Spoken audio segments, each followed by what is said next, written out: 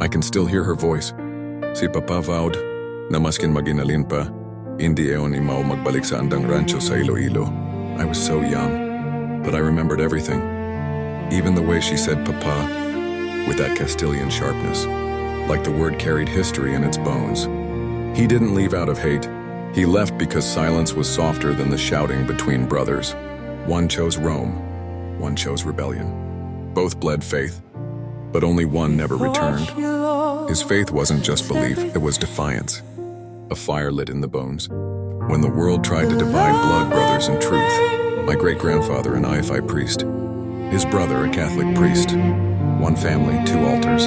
That's the kind of faith we come from. Not inherited blindly, but chosen, tested, and still stayed.